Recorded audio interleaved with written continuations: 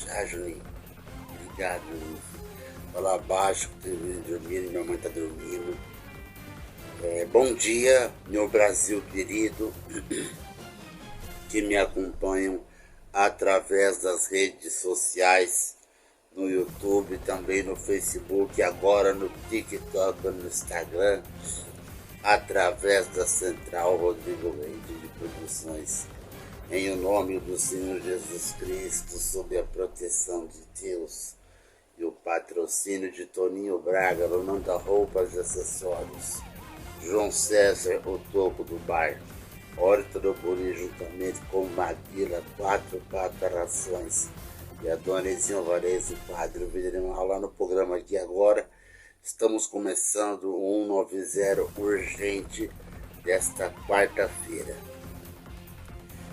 Estamos ao vivo para todo o Brasil e toda a América Latina. No programa, em alguns países são bloqueados, mas em muitos lugares eu sou visto. Glória a Deus. Louvado seja Deus. Não fiz programa ontem, porque ontem na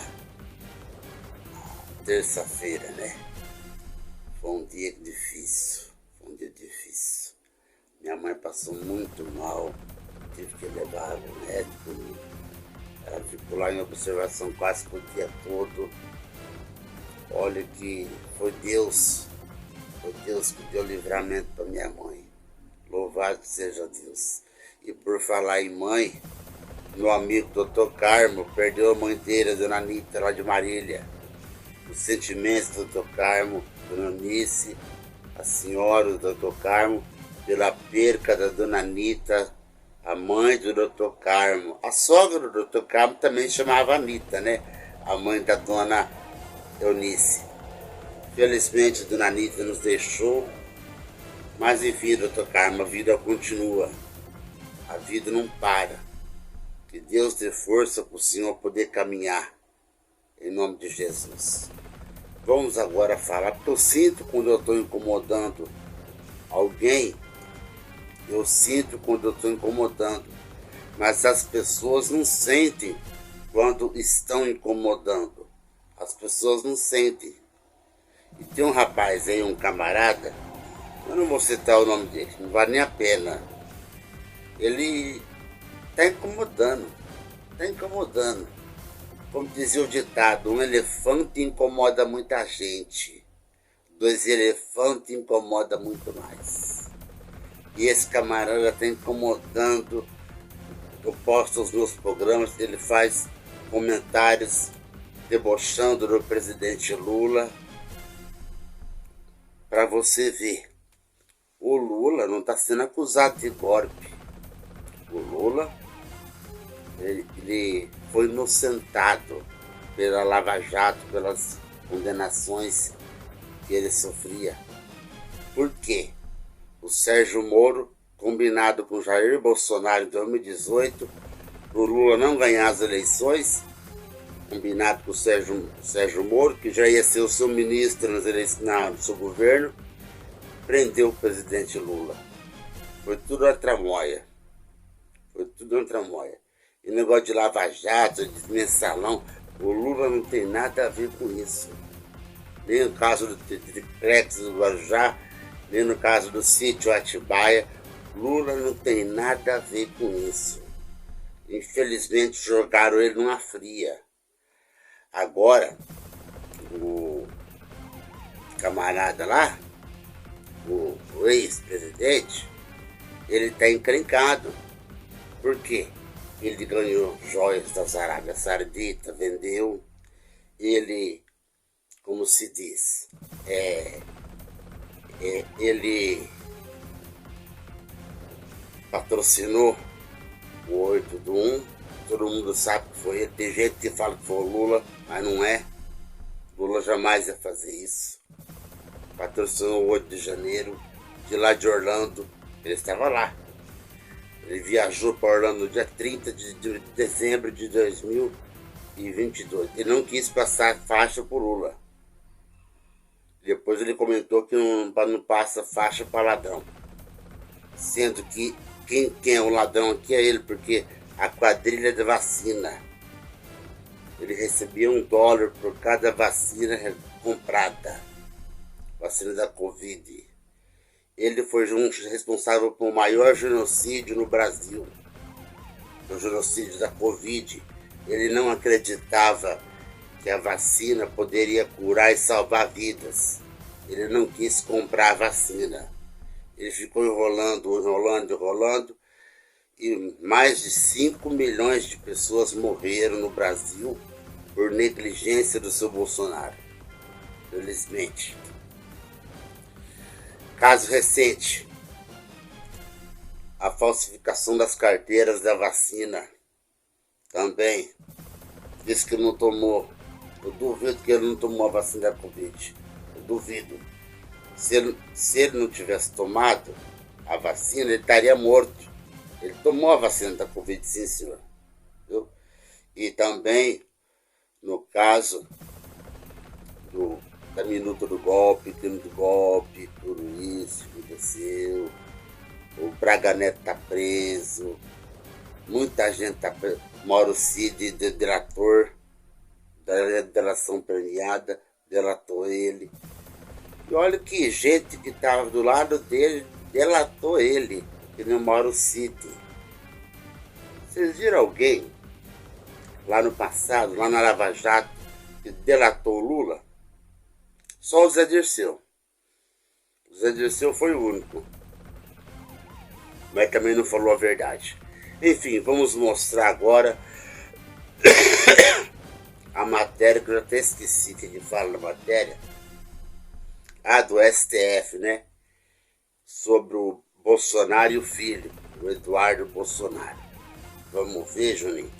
Pode colocar que o Moraes está entrando no meio disso aí. O Moraes é o cara. Eu gosto do Moraes por causa disso aí.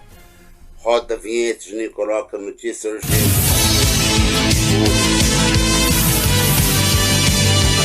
Está conosco aqui o Luiz Francisco de Carvalho Filho, que é advogado criminal, está aqui conosco. Olá, doutor, bom dia, seja bem-vindo ao nosso programa. Como vamos, Josias?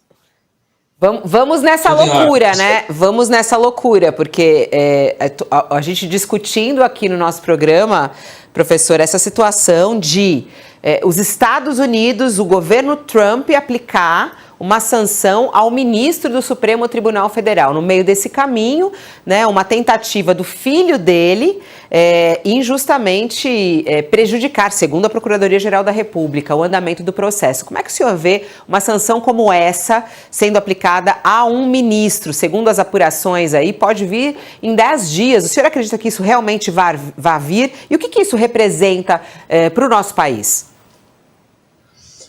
Olha, do governo Trump você pode esperar tudo. Ele tem feito loucuras. Enfim, isso não tem nenhum sentido político. As sanções normalmente acontecem, sanções internacionais, em caso de abuso de poder. Então, as sanções aos russos praticados pelos próprios Estados Unidos há tempos atrás e tal. Eu não vejo muito sentido nessa coisa. Agora, o que eu vejo é que esse inquérito ajuda ainda mais o Bolsonaro, esse novo inquérito. Esse inquérito do Eduardo Bolsonaro, que o senhor diz, quer dizer, esse pedido de investigação do Eduardo Bolsonaro, na sua opinião... Oi? Na minha opinião, é um inquérito que ajuda o Bolsonaro, porque ele é um inquérito sem uma finalidade jurídica muito evidente. Porque qual teria sido o crime praticado pelo Eduardo Bolsonaro? E se eu lhe perguntar, doutor Luiz Francisco, muito bom tê-lo aqui, há tempos não nos vemos, né? Eu ia lhe perguntar, a Procuradoria menciona no pedido que encaminhou ao Supremo o crime de coação, como se o Eduardo Bolsonaro tivesse poderes para coagir autoridades do Departamento de Estado americano. Eu não vejo nenhuma... Iniciar a Casa Branca para impor sanções ao magistrado brasileiro, né? Faz nexo isso ou não? Eu não vejo muito nexo, porque não é uma coação, né? A coação você pode tentar, ela é feita para tentar impedir algum tipo de prova dentro de um processo. Não é uma ameaça. O ministro relator não vai julgar numa direção ou noutra direção por conta de de uma suposta atitude do governo dos Estados Unidos. Então, eu não vejo crime. Eu vejo uma movimentação política que você pode discutir, que você pode taxar de estupidez, etc., mas eu não vejo um crime. Então, o destino desse inquérito será o arquivamento. Não sei quando o Supremo pode utilizar isso para tentar inibir as ações do Eduardo Bolsonaro, mas eu não vejo nenhum crime praticado por ele. Vejo uma movimentação política e ponto. Então foi um erro da Procuradoria-Geral da República e um erro até do próprio Supremo, doutor?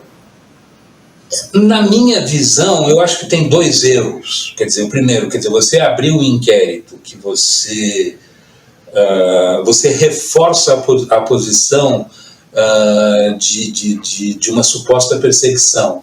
E você manter este inquérito nas mãos daquele que seria a vítima da ação do governo dos Estados Unidos é ainda mais sem sentido na minha visão. Luiz Francisco, bom dia, Sakamoto aqui, obrigado pela presença. Tudo bem? Pensando... Tudo bem? Faz tempo também. Pensando na questão do desenvolvimento e do desenrolar das prováveis sanções que podem sofrer tanto o ministro Alexandre de Moraes quanto o STF, o senhor acredita que, sancionado tanto o Moraes quanto eventualmente outros ministros, isso vai mudar o curso do processo? Eu não acredito. Quer dizer, não faz nenhum sentido você imaginar que agora, como tem essa sanção, eu vou absolver o Bolsonaro e aí, quem sabe, retirar a sanção. Quer dizer, não faz nenhum sentido. É um ato de espetáculo do Eduardo Bolsonaro. Essa movimentação toda, e acho que o Supremo e a Procuradoria-Geral da República entraram nesse espetáculo meio que sem avaliar as consequências disso. Agora, doutor, quando o senhor fala isso, muito interessante, o senhor está trazendo aqui a análise, estamos conversando justamente com um jurista, falando que essa abertura de inquérito contra Eduardo Bolsonaro pode ajudar ainda mais Bolsonaro. Isso pode, inclusive, fortalecer a tese que eles utilizam muito de uma espécie de perseguição a Bolsonaro?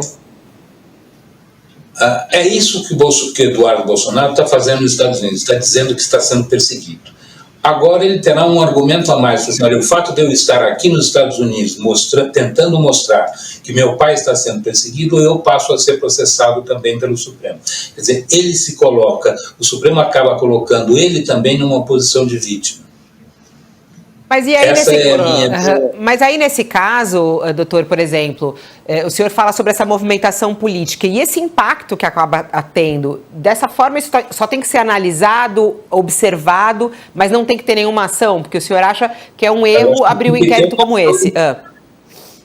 Acho que tem que ter uma movimentação diplomática, como o Sakamoto estava dizendo, que o governo está fazendo, para tentar evitá-la.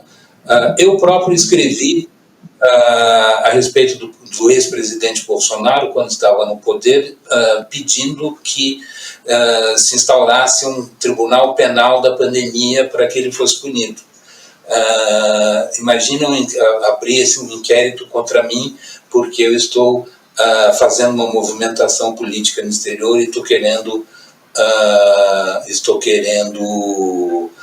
interferir nas coisas, que no exterior se interfiram nas coisas do Brasil.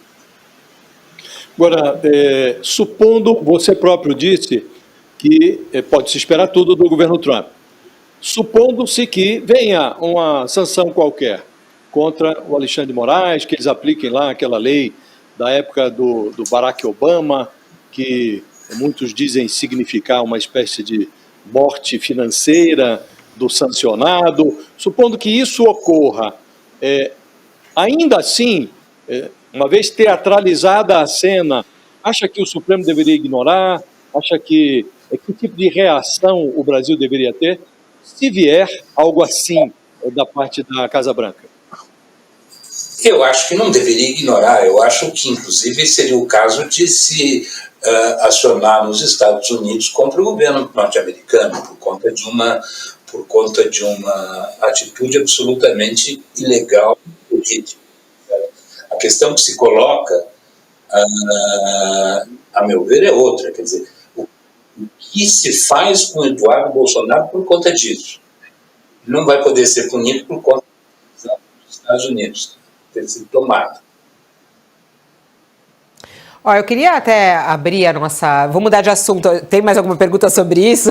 Alguém quer mais falar sobre isso? Eu queria até mudar... Só para encontrar o tema, Fabiola. Então, na hipótese de ocorrer a sanção, a sua opinião é de que aí, nesse caso, a Advocacia Geral da União deveria constituir uma banca advocatícia lá nos Estados Unidos e tomar as providências, se contrapor a esta decisão, eventual decisão da Casa Branca. É isso, né? Eu acho que sim. Acho que esse seria o caminho. Uhum. Ó, eu não sei se a gente já pode chamar o Matheus Coutinho, já que a gente está falando... Não está aqui, tá. A gente estava pensando que ele já estava disponível para conversar conosco, porque o Supremo Tribunal Federal segue, né? Segue ouvindo as testemunhas, inclusive, em relação a essa investigação da tentativa de golpe, que é um trabalho, inclusive, árduo, que tem sido várias testemunhas sendo ouvidas. Hoje, o Supremo segue nesse trabalho, inclusive ouvindo hoje... 15 testemunhas da defesa de Anderson Torres, que é o ex-ministro da Justiça e o ex-secretário de Segurança Pública do Distrito Federal. Um dos ouvidos agora pela manhã é o ex-diretor de operações da Polícia Rodoviária Federal e também outras testemunhas que vão participar. Esse trabalho, neste momento, doutor, como é que o senhor analisa o Supremo Tribunal Federal ouvindo essas testemunhas? A gente tem visto aí que teve algumas declarações que foram contrárias a que foram feitas pela Polícia Federal. Qual é a importância deste momento do processo da investigação de uma tentativa de golpe no nosso país? Eu acho que nós estamos dentro da normalidade de um processo, quer dizer, ouvir as testemunhas faz parte da regra do jogo. As testemunhas arroladas pela defesa tentarão desconstituir a ideia de que houve um golpe, isso é absolutamente normal. Agora, acho que a acusação é bastante sólida e esses depoimentos não foram capazes de afastar essa perspectiva de que a tentativa de fato aconteceu. Mas são normais, são testemunhas que vão lá falar bem do Bolsonaro, do ex-ministro, etc. Faz parte da regra do jogo.